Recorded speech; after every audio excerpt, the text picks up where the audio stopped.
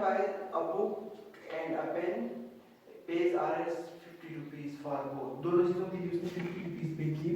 The book cost is Rs 8 rupees, more than the twice the cost of the pen. Find the cost of book. सबसे पहले बच्चों cost of pen. Cost of pen is equal to 8 and cost of books second number पे cost of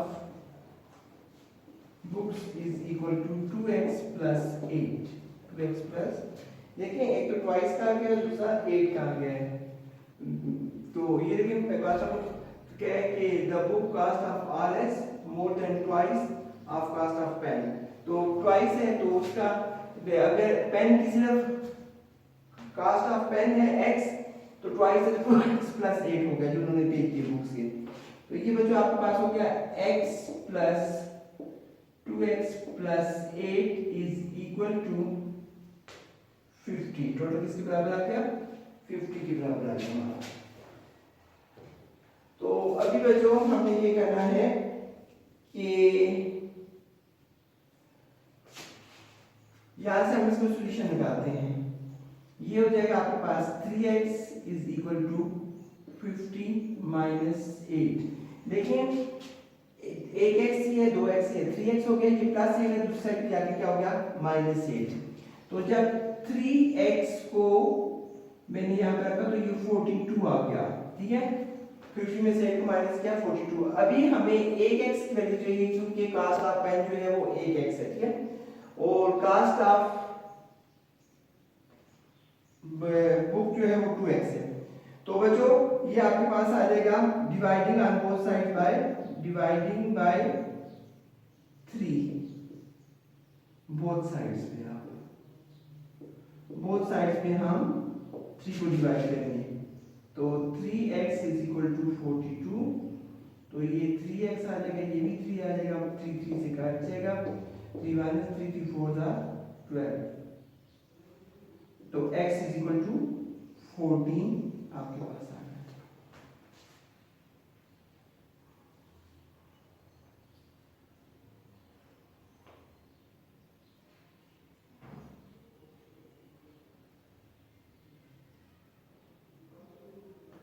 अच्छा ये जो आपके पास इसकी pen की कास्ट ऑफ पेन आपके पास आ गया. Cost of pen is equal to 14 rupees. Right अभी बच्चों आपके पास आएगा सेकंड नंबर पे cost of book. Cost of books. Cost of books है आपके पास 2x plus 8. 2 into x की वैल्यू आपके पास क्या है 14 और प्लस 8.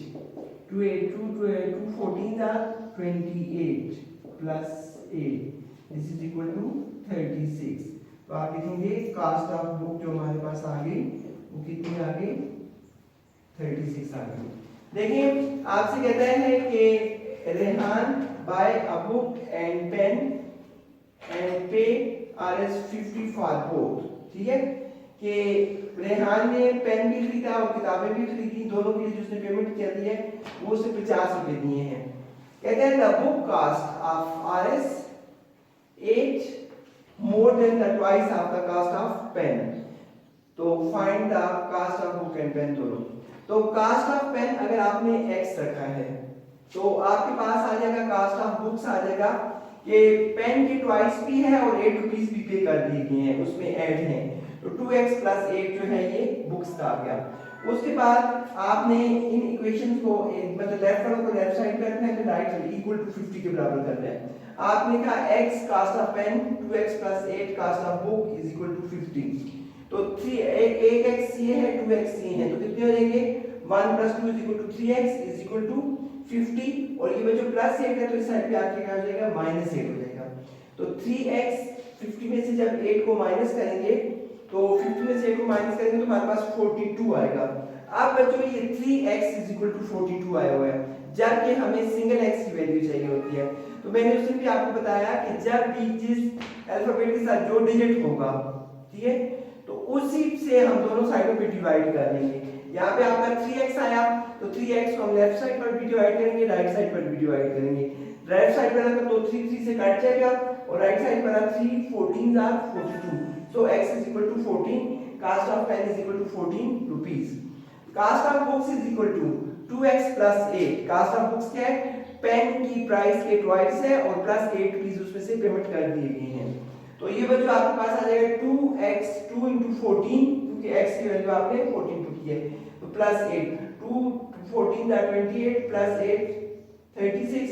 तो अगर उन्होंने कहा कि हमने बुक को अलग खरीदा और पेन को अलग खरीदा और बुक वालों में से 8 रुपीस दे दिए और टोटल पैसे हमने 50 रुपीस पेमेंट करे हैं, तो देखिए बच्चों अगर उस चीज को देखा जाए तो cost of pen 14 and cost of books 36, तो टोटल अमाउंट कितनी बन गई 50।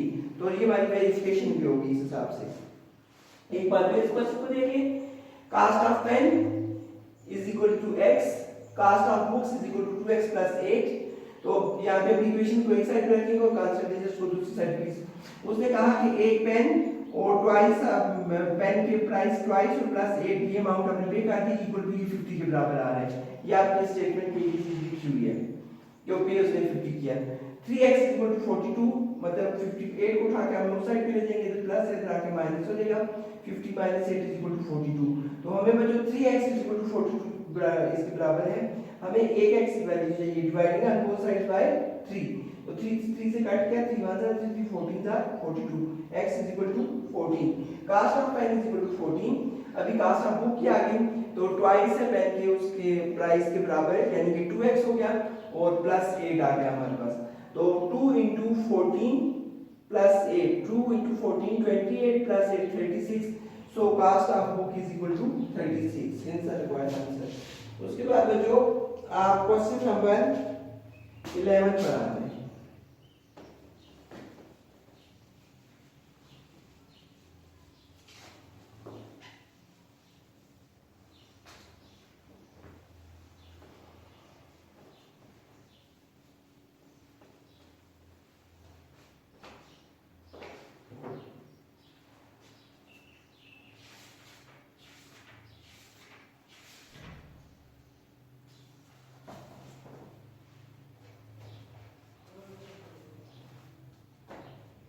क्वेश्चन नंबर 11 में आपसे कहते हैं in 12 years a man will be twice as old as he was 12 years ago, find his present age।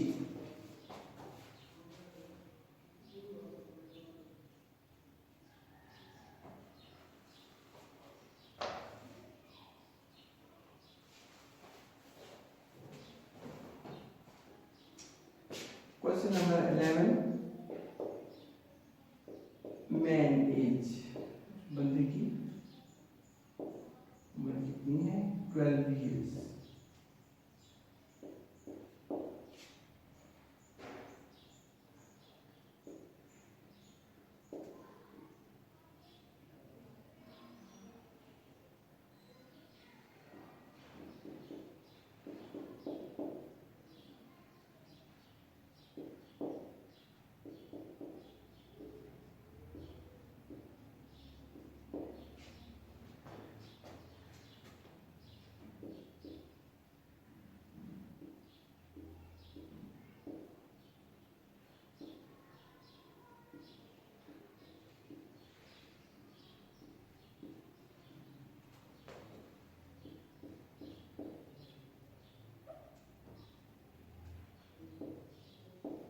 Twelve plus 24, तो उसकी प्रेजेंट एज क्या आ गई आपके पास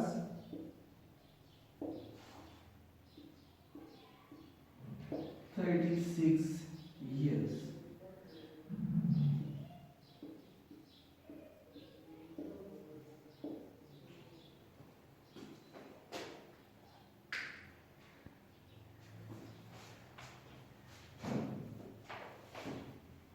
क्वेश्चन को सुने, in 12 years a man will be twice as old as he was 12 years ago। कहते हैं कि एक आदमी उसकी 12 साल गुजरने के बाद उसकी उम्र जो है वो उसकी ट्वाइस होती है। तो अगर आपने मैन एज को 12 इयर्स किया तो ट्वाइस एज इसकी आ गई 2 × 12 24 इयर्स, और 12 साल इसमें आपने जो गुजरे हुए उसके 12 साल है वो उसके पहले वो आपने डालने, तो 24 + 12 = 36 ईयर्स, यानी उसकी प्रेजेंट एज कितनी हो गई 26 ईयर्स। ट्वाइस की वजह से 24 हो गई और 12 में जो एक वो गुजरे हुए थे उसकी वजह से उसकी 36 ईयर्स एज आ गई। तो इस तरह आप लोगों का ये चैप्टर नंबर 9 की साइज खत्म होगी और इसके अभी रिव्यू है, देखते हैं रिव्यू।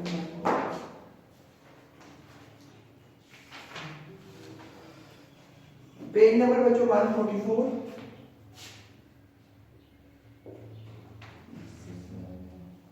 रिवीजन चल रहा।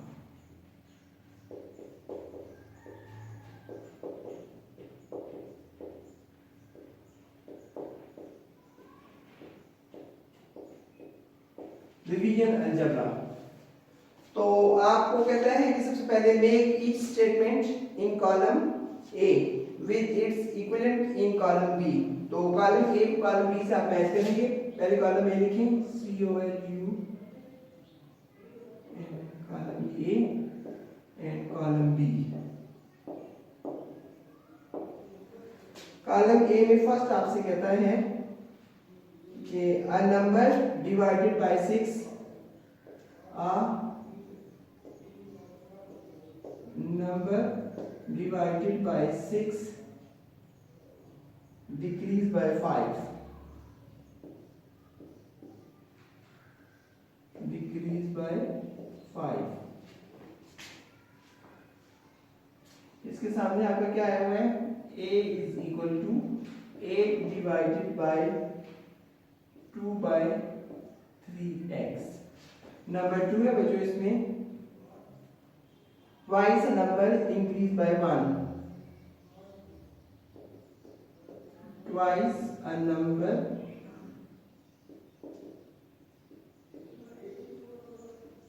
increase by 1। तो इसके सामने क्या आया हुआ है आपका, b is equal to 6 minus 3/4x। उसके बाद नंबर 3 है आपके पास 8 divided by 2/3, 8 divided by 2/3, 8 divided by 2/3 of a number, of a number। 3 के सामने c क्या है आपका, c आपसे कहता है 2x + 1। नंबर 4 है आपके पास 7 times a number,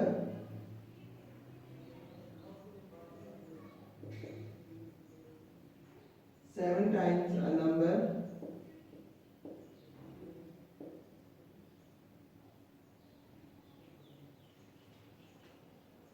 increase by 2,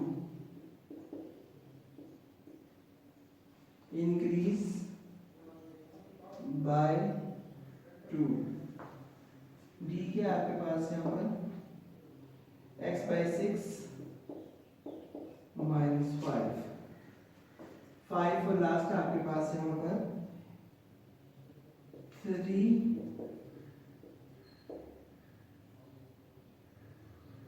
3/4 FOURTHS, 3/4 of a number, 3/4 of a number subtracted from 6, subtracted from 6। इसके आगे बच्चों ये आपका 7x + 2। अभी बच्चों इस साइड पे आपको स्टेटमेंट्स दी गई हैं, इस साइड पे आपको इक्वेशंस दी गई हैं, ठीक है। इनके जो जो आंसर होंगे वो मैं यहाँ पे कॉलम सी में लिखूंगा ताकि आप लोगों को आराम से क्लियर हो जाए कि कोई गड़बड़ ना बचे। अगर मैं इनको ऊपर नीचे लेके जाऊंगा तो उससे आप लोगों के क्वेश्चन जो है वो मिक्स अप हो जाएंगे, आपको समझ नहीं आएगी, गड़बड़ मच जाएगी। तो मैं अभी आपको बताता हूँ। ये देखिए सबसे पहले कहते हैं a number, A number divided by 6 decrease by 5. Divided by 6 decrease by 5. देखिए a number हमारे पास x है, divided by 6 decrease by 5. तो पहले में क्या आएगा? पहले में d आएगा. एक बार फिर स्टेटमेंट को देखें. a number x है, divided by 6 डिक्रीज. मैंने आपसे कहा था जब इंक्रीज की वैल्यू आएगी तो हम इसको ऐड करेंगे, जब डिक्रीज की वैल्यू आएगी तो हम इसको माइनस करेंगे. तो -5 आ गया. पहले का बच्चों डी हो गया. उसके बाद कहता है कि twice a number increase by 1. Twice a number, पहले देखें ट्वाइस यहाँ पे काम ये देखें. Twice a number 2x + 1. तो ये इसमें सी आएगा. सेकंड का आंसर क्या है? सी है. उसके बाद बच्चों आपके पास थर्ड है कि 8 divided by 2/3 of a number. 8 divided by 2/3 of a number. तो ये क्या आ जाएगा? जिससे आपके पास a आ जाएगा. क्या आ जाएगा? a. उसके बाद नेक्स्ट है 7 times a number increase by 2. 7 times a number increase by 2. ये 7 times a number increase to increase का मैंने आपसे क्या कहा? तो प्लस होगा. तो इसमें बच्चों आपका आ जाएगा डी, ई आ जाएगा, सॉरी ई. और लास्ट में आपसे कहते हैं 3/4 of a number subtracted from 6. 3/4 a number subtracted from 6. तो आपका यहाँ पर क्या आ गया? डी. देखिए बच्चों, अगर आप अपने स्टेटमेंट्स को जरा गौर से पढ़ें और उनके आंसर उस साइड में नंबर नजर डालते जाएं. A number divided by 6 decrease 5. दो चीजें इसमें आपको आनी चाहिए. पहली बात है कि वो 6 को डिवाइड करता हो, और दूसरा ये है कि डिक्रीज का मीनिंग होता है -5. पूरी स्टेटमेंट में आप ढूंढे -5 कहां पे? ये आ गया, राइट. सिर्फ आपको डिक्रीज का पता था तो -5 आ गया. तो आपने 4 इसके सामने देखिए. A number divided by 6, number हमारा x है, डिवाइडेड बाय 6 आ रहा है. डिक्रीज माइनस को कहते हैं. -5 आ गया. तो पहले का आंसर क्या आ गया? बी है. सेकंड है twice a number increase by 1. Twice a number, twice 2x या 2a या 2b कुछ भी आए. ये देखिए 2x + 1. तो सेकंड में हमारा क्या आ गया? सी. थर्ड है 8 divided by 2/3 अ नंबर. 8 जो है वो देखिए किसको डिवाइड कर रहा है, और 8 divided by 2/3 ऑफ नंबर. तो इसके सामने a आ गया. 7 times a number increase by 2. 7 time number है तो 7x होना चाहिए. 7 तो इंक्रीज बाय 2 तो +2. 7x + 2 ये आपका e आ गया. लास्ट आपको बच्चों आ गया 3/4 of a number subtracted from 6. 3/4 of a number subtracted from 6. इस नंबर को 6 के अंदर से माइनस किया जा रहा है. ये देखिए 6 - 3/4 of x. तो ये आपके कॉलम ए और कॉलम बी और सी में अपने पास से देखिए आप लोगों का आंसर क्लियर कर दिया है. उसके बाद है बच्चों क्वेश्चन नंबर 2. इस एक्सरसाइज का रिवीजन अलजेब्रा का क्वेश्चन नंबर 2. क्वेश्चन नंबर 2 में आपसे कह रहे हैं कि सॉल्व द फॉलोइंग इक्वेशंस. जिस तरह आपने पीछे एक्सरसाइज नंबर 8 और एक्सरसाइज नंबर 9 के अंदर अलजेब्रा की इक्वेशन सॉल्व किए हैं, x था, b था, y था, जो भी था उसके हम वैल्यूज निकालते रहे हैं. अभी भी इधर क्वेश्चन नंबर 2 के पार्ट 1 में इनकी वैल्यूज आ जाएंगी. क्वेश्चन नंबर 2 में आपसे कह रहा है कि determine the following values of the following expression x = 2. Question number 2 में कहता है कि x = 2, यानी कि x की वैल्यू 2 है, y की वैल्यू -1 है एंड z की वैल्यू 3 है. कहता है कि आप ये वैल्यूज फाइंड करें कि क्वेश्चन नंबर पार्ट 2 का पार्ट 1 2x + y यानी +3y - z. सिंपल बच्चों, इसमें आपने वैल्यूज पुट करनी है अप्लाई दैट करके. ये आ गया आपके पास 2x + 3y - z. ये आपके पास आ गया 2x. x की जगह क्या दिया हुआ है? 2 × 2 प्लस 3 इंटू वाई की वैल्यू क्या दी गई है -1 -3। ये वजह मैंने ब्रैकेट इसलिए डाला कि भाई माइनस था, अगर z की वैल्यू माइनस होती -3 तो ये प्लस हो जाता, लिहाजा इस माइनस को भी अंदर ले जाऊंगा, मल्टीप्लाई कर दूं bracket 2 2s are 4 plus into minus minus 3 1s are 3 और ये -3 हो जाएगा, राइट। ये बच्चों आपका आ जाएगा 4 -6, so our required answer is -2। देखिए बिल्कुल सिंपल बात है, जो मैंने पिछली एक्सरसाइजेस में आपको बार बार करवाया है, ये वही क्वेश्चन आया है कि x = 2 एंड y = -1, z = 3। तो उसके बाद हमारे पास आ गया 2x + 3y - z। तो 2x तो x की वैल्यू क्या है हमारे पास 2, तो x से उसकी वैल्यू पुट कर देंगे 2 × 2 माइनस प्लस 3y की वैल्यू क्या है -1, 3 × -1 माइनस z माइनस इस तरह लिखा और z की जगह उसकी जगह 3 वैल्यू पुट कर दी।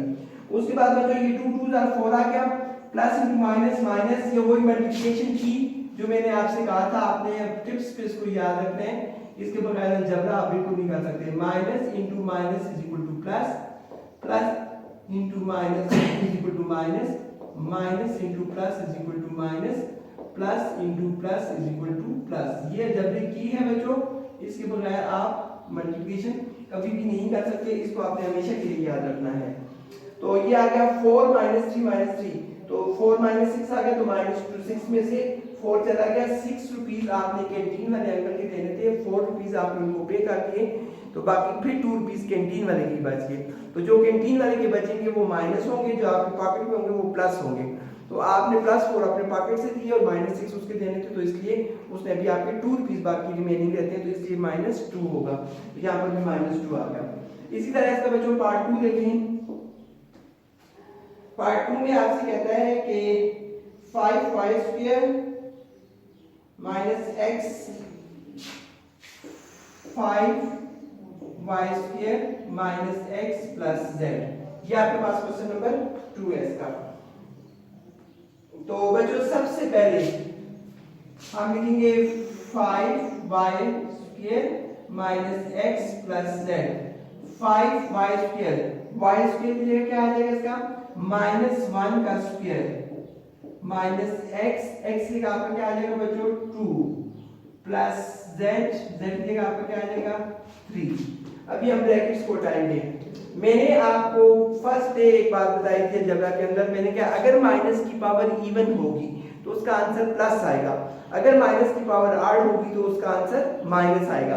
यहाँ के माइनस की पावर 2 है तो लिहाजा -1 का स्क्वायर, वैसे भी आप देख लें तो मैंने आपसे कहा था -1 × -1 माइनस इंटू माइनस प्लस 1 - 1। तो ये बच्चों आपके पास आ गया 5 × 1 - 2 + 3। 5 1s are 5 - 2 + 3। तो ये बच्चों 5 में से टूट गया, बाकी पीछे 3 + 5, so this is equal to 8, hence the required answer in problem। तो देखिए एक बार फिर इसको कि 5x² - x + z। पिछले इक्वेशन में जैसा पिछले पूरे चैप्टर में हम लोगों ने ये चीज पढ़ी थी, ये 5y² 5 × -1 का स्क्वायर माइनस x और +3 का, तो ये 5y² आ गया, -2 आ गया, +3 आ गया, तो 5 1 5 5 में से 2 गया, बाकी 3 + 5 = 8। सिंपल बात है, सिर्फ आप उसकी वैल्यूज को बारी-बारी पुट करना है। अभी क्वेश्चन नंबर 3 पार्ट 2 है, क्वेश्चन नंबर 2 का पार्ट 3। पार्ट 3 में बच्चों आपसे वो कह रहा है कि 3y²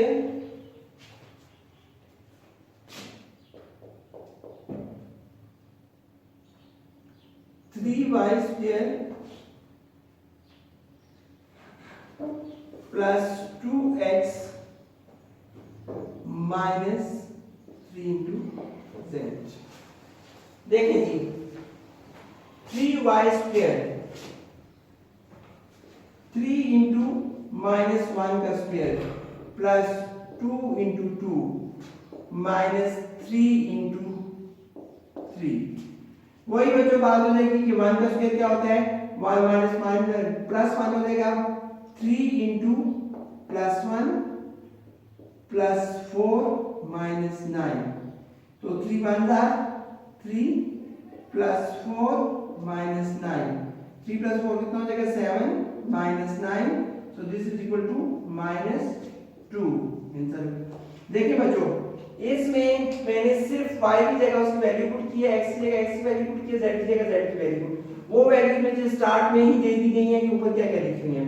देखिए कि 3 इंटू माइनस 1 का square plus 2 into x minus 3z, तो 3 इंटू माइनस 1 का स्क्वायर, तो मैंने आपसे पहले कहा कि जो माइनस 1 का स्क्वायर होता है minus 1 into minus 1 minus 2 minus plus 1 इसका आंसर आता है, तो ये अंदर मैंने प्लस 1 लिख दिया, बाय 3 लिखा, तो बाय 2 टू जा 4 हो गया और माइनस 3 3 जा 9 माइनस 2 प्लस माइनस, तो 3 प्लस 4 7 7 में से 9 के बीच माइनस 2, वही बात ये हमने कैंटीन वाले के देने और ये घर से पेमेंट लाए हैं, तो माइनस 9 में से 7 हमने कैंटीन वाले को दे दिया, अभी 2 रुपए कैंटीन वाले के 2 रुपीस बाकी है रिमेनिंग है, इसलिए हमारे को माइनस 2 का चार्ज है। उसके बाद बच्चों क्वेश्चन नंबर 4, क्वेश्चन नंबर 4 थोड़ा सा कॉम्प्लिकेटेड है क्योंकि उसमें फ्रैक्शन फॉर्म आ गई है जो होती बहुत आसान है, लेकिन स्टूडेंट्स के ऊपर जो है ना बस क्या मत आ जाती है कि जी ये फ्रैक्शन में क्वेश्चन आ गया। 4 1/2 x square 1/2 x square minus 1/3 z plus y, right. x की वैल्यू क्या है 2, राइट, 1/2 इंटू 2 का स्क्वायर माइनस 1/3, z की वैल्यू क्या है 3 प्लस y की वैल्यू क्या है -1, राइट। 1/2 2 का स्क्वायर किससे खोलेंगे, इसका मतलब है 2 into 2, so this is equal to 4, तो ये बच्चों आपके पास आ जाएगा 4 माइनस ये वाला 3 से काट जाएगा तो 1 आ जाएगा और माइनस इंटू प्लस माइनस, अभी 2 1 जा 2 2 जा 4 2 माइनस 2 मल्टीप्लाई बाय 1 -1 2 1 जा 2 -1 -2, so this is equal to 0, right, answer आ गया। अच्छा 1/2 x square minus 1/3 z plus y, 1/2 x की जगह उसकी वैल्यूज पुट करनी जो आपको ऑलरेडी 2 दी गई है, माइनस 1/3 इंटू z, z की वैल्यू हमारे पास 3 प्लस y, y की वैल्यू -1 है, तो ये 1/2 का होल स्क्वायर हो गया। आपको मैंने स्क्वायर खोल के बता दिया कि स्क्वायर का मतलब है 2 इंटू 2, तो 4 आ गया, ये मैंने स्क्वायर की जगह 4 लिख दिया और ये 3 से काट के आगे -1 आ गया, ये प्लस इंटू माइनस -1, तो ये वैल्यू 2 फिर 2 से 2 2 जा 4 तो 2 हो गया, तो हमारे पास आ गया 2 इंटू ये वाला 1 2 1 जा 2 -1 -1 -1 -1 -1 -2 और प्लस 2 में से -2 के 2 रुपीस आपने कैंटीन वाले के देने थे, 2 रुपीस ही आप घर से लाके उनको पेमेंट कर दी, तो बाकी पीछे क्या बचा 0, तो हमारा आंसर क्या आ गया 0। आगे बच्चों नेक्स्ट क्वेश्चन है आपके पास क्वेश्चन नंबर 5, क्वेश्चन नंबर 5, ये पार्ट 2 का लास्ट पार्ट आपके पास आ गया 5।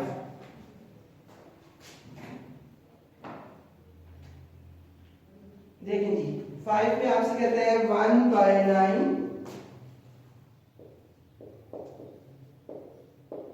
1/9 सॉरी z स्क्वायर है, मैंने x square 1/9 z square minus y plus x 1/9 z square 1/9 z की वैल्यू क्या हमारे पास 3 का स्क्वायर माइनस y की वैल्यू क्या है -1 प्लस x की वैल्यू क्या है 2। अभी बच्चों फिर कि 3 3 का कितना होता है 9, 1/9 मल्टीप्लाई बाय 3 3 का 9 माइनस इंटू माइनस प्लस 1 और प्लस 2 हो जाएगा, ये वाला 9 इस 9 से कट जाएगा, 1 मल्टीप्लाई बाय 1 यहाँ पर आ जाएगा, प्लस ये वाला 1 और plus 2, 1 plus 1 plus 2, so this is equal to 4, hence the required answer. कोई नहीं, क्वेश्चन नंबर 4 और 5 में सिंपल, एक जगह आपने 2 का स्क्वायर खोलना है तो 2 का 4 हो जाएगा, दूसरी जगह आपने 3 का स्क्वायर खोलना है तो 3 3 का 9 हो जाएगा, 3 multiply by 3, so this is equal to 9. तो ये आपके पास आ गया 4 and 9, ये इसके दो आंसर आ गए, उधर 0 आ गया और इधर आपका 4 आ गया। उसके बाद बच्चों क्वेश्चन नंबर 3 के लिए आपसे एक बात कह रहा है, अब इसकी वैल्यूज खत्म हो जाएंगी। रिवीजन अलजेब्रा जो अलजेब्रे की यहाँ पे रिवीजन आई है वो मैं आपको सारी में करवा देता हूँ ताकि आपको रिवीजन में भी कोई प्रॉब्लम ना पड़े, बल्कि आप रिवीजन को एक दो दो बार आप घर पे करें ताकि आपका 100% जो क्वेश्चन है वो क्लियर हो जाए। क्वेश्चन नंबर 3 में बच्चों आपसे कहता है कि state which of the following contains like terms, कि टर्म्स किसको कहते हैं बच्चों? टर्म्स उसको कहते हैं जिसमें सब चीजें एक ही अल्फाबेट से शो होती हों, यानी कि 5a plus 6b plus 11b plus 5a। देखिए टर्म्स हम इसको कहेंगे,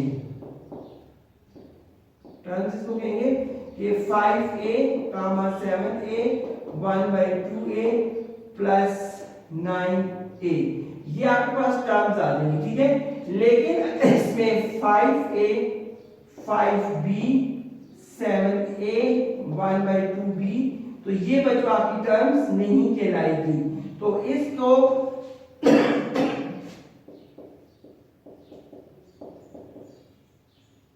नॉट टर्म्स।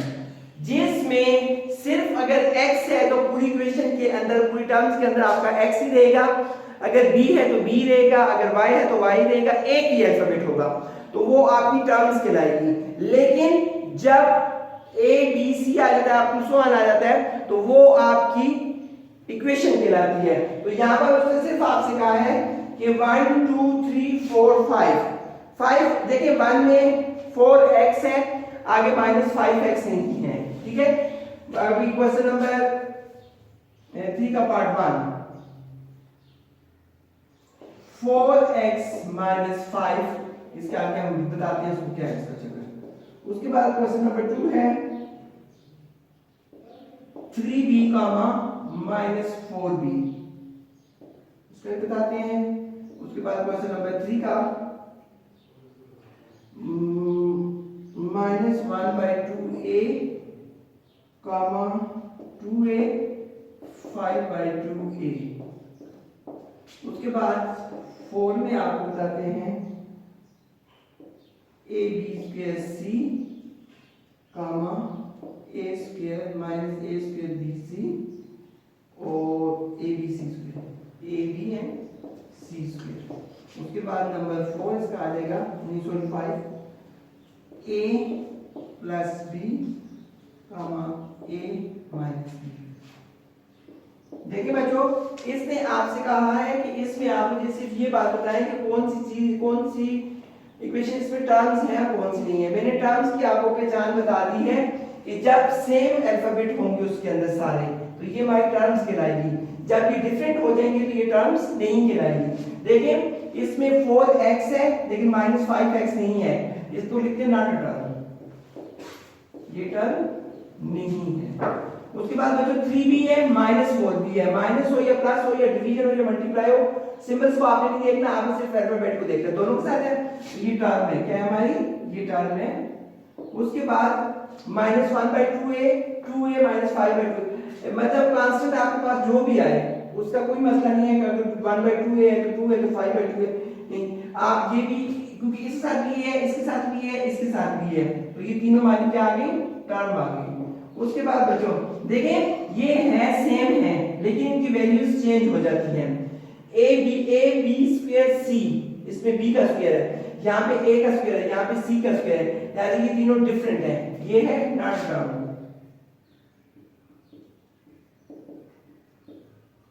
उसके बाद यहाँ पर ए भी है, ए प्लस भी है, यहाँ पे माइनस भी है, लेकिन ये दो है, ठीक है, ये भी नॉट ए टर्म है।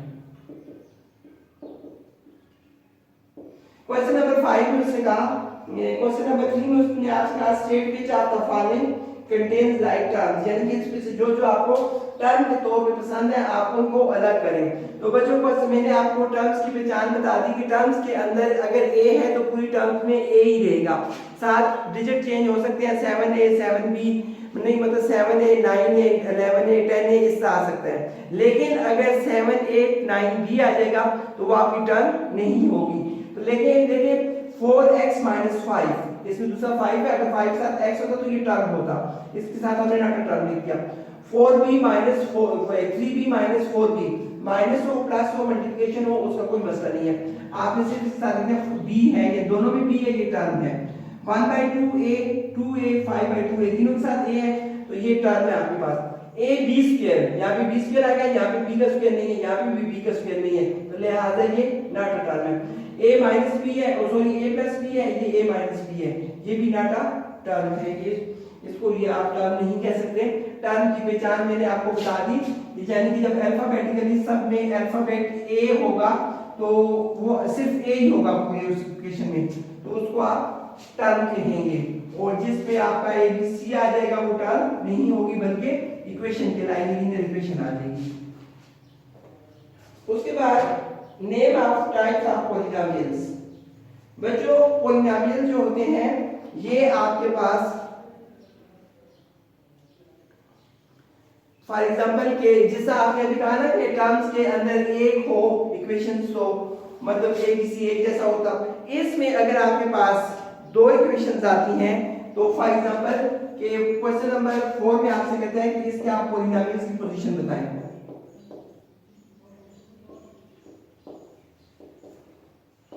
पॉलिनोमियल्स की पोजीशन, पॉलिनोमियल की पोजीशन आप इसकी इस तरह बता सकते हैं, फॉर एग्जांपल कि आपको 1 दिया गया है, उसमें है 2a² प्लस b, ठीक है, उसके बाद है जी नंबर 2 में है कि x plus y plus z, उसके बाद है जी 3 में आपके पास 3x², उसके बाद है जी 4 में है 27x³ y, 5 में आपके पास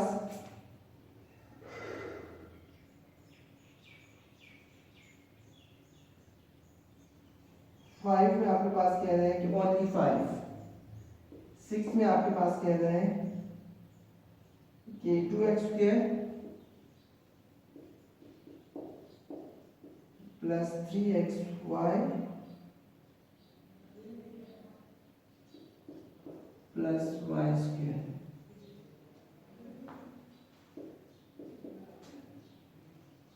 उसके बाद 7 में आपके पास 8abc प्लस 1, उसके बाद 8 में आपके पास xy² plus x² plus x², उसके बाद 9 में आपके पास x ओनली, और 10 में आपके पास आ गया 1/2 x³। देखिए बच्चों यहाँ पे आप जो वर्ड्स यूज करेंगे, मोनो इज यूज फॉर 1, ठीक है, mono is use for 1, bi is use for 2 and tri is use for 3। आगे टेट्रा होता है, tetra is use for 4 and penta is use for 5। तो ये चीजें आप लिखते हैं क्वेश्चन में, ये आपके आ जाते हैं। आप फिलहाल क्लास 6 में आपके मोनो बाय एंड ट्राई तीन यूज होंगे, टेट्रा एंड पेंटा आगे यूज होता है। अभी बच्चों यहाँ पर आप मुझे इसमें बताएं कि कितने दो अल्फाबेट है ना, तो आप इसको कहेंगे ये बाय पॉलिनोमियल्स है। क्या है? बाय पॉलिनोमियल्स, ये बाय पॉलिनोमियल्स है। 1 2 3 ट्राई पॉलिनोमियल्स, ट्राई पॉलिनोमियल्स। यहां पर 1 है तो मोनो पॉलिनोमियल्स, यहां पर भी 1 है तो मोनो पॉलिनोमियल्स, यहां पर भी 1 है तो मोनो पॉलिनोमियल्स, यहां पर 1 2। अच्छा बच्चों यहां पर एक चीज और कि जब आपको ये चीज दी जाती 2x² + 3xy + y², यहां पे देखने में ये 3 है लेकिन ये बाय है, क्यों? ये देखिए x y के अंदर है और यहां पर भी है, यहां पर भी है, इसलिए इसको 3 नहीं कंसीडर करेंगे। जो तो मल्टीप्लाई होके आ रहे हैं वो भी इनके साथ ही ऐड हो जाएंगे, इन्हीं का ही पार्ट है x y का, तो ये आपका बाय पॉलिनोमियल आ जाएगा। ठीक है, उसके बाद है जी 8abc प्लस ये है जी बाय पॉलिनोमियल, उसके बाद है जी xy² और x²y, ये भी आपका बाय पॉलिनोमियल आ जाएगा। उसके बाद ये मोनो और लास्ट में फिर मोनो पॉलिनोमियल्स। सिर्फ बच्चों आपने ये क्वेश्चन नंबर 4 के अंदर पॉलिनोमियल्स की पोजीशन बतानी है कि कौन सा पॉलिनोमियल ये इक्वेशन आपकी किस पोजीशन में है। 2a² + b, इसमें a और b दो हैं तो बाइनोमियल आ गया। x y z 3 है तो ट्राई पॉलिनोमियल आ गया। 3x² सिंगल x है तो मोनो आ गया। x³ मतलब ये एक ही इक्वेशन है, ये एक ही इक्वेशन है, इसको एक ही कंसीडर किया जाएगा। x³ y को ये भी मोनो आ गया, 5 भी मोनो आ गया।